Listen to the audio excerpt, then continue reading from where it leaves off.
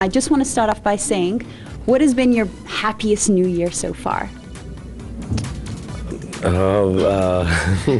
Okay, ladies first, so I'll ask Deepika to answer this first. You're just buying yourself some time, huh? One of the most memorable, I think, for me would be in 2006, 2007, because we were going to start shooting for Om Shanti Om on the 5th of Jan. And so we all celebrated New Year's together, Farah, Shah Rukh and myself. And it's just ironic that we're now shooting a film together called Happy New Year. So That's sweet, that would be a very memorable one for me. Top that.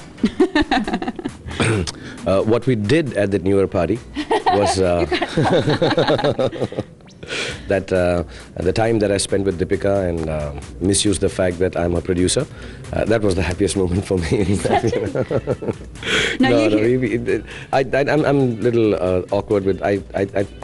Is it okay to say that? I didn't know what to do on New Year's. Because normally you get caught up in traffics and if you're trying to go to a party. So some of the nicest ones actually have been in Dubai. I just come here for New Year and hang on the beach with the kids and watch the fireworks and all the buildings, and yeah, that's been fun.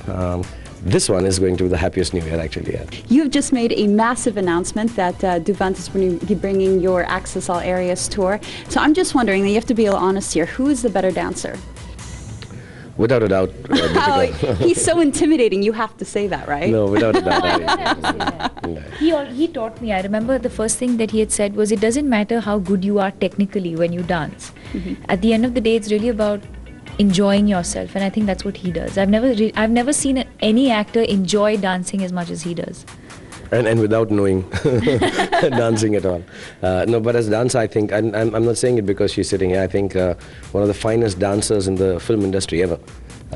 From times of yore, with all the greats like Vijayanti Malaji, Madhuri ji and Sri Devi, I think Deepika stands tall amongst all of them. The thing that I believe in dancing is that you should do it with gay abandon and just have happiness, and because I can't dance so well technically, so I just enjoy myself and smile a lot, so it looks nicer.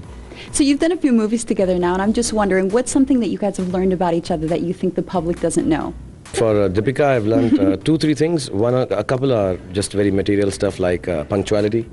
I've worked with her on 3 different projects, each one more difficult than the other, and even though the second one was just a short span. But the makeup and the stuff that she had to do for that song. But I've never known Deepika to be late anywhere for anything, whether it's a press conference, and if she is, it should be known to everyone that it must have been extremely unavoidable. She's never tardy about work.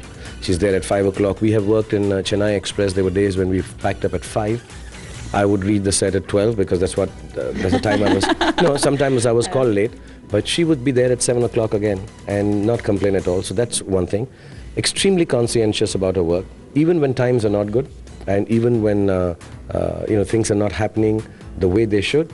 I've noticed this young lady to be always happy, smiling, and knowing somewhere inside that things will turn out to be better if you just keep on focusing and doing your work.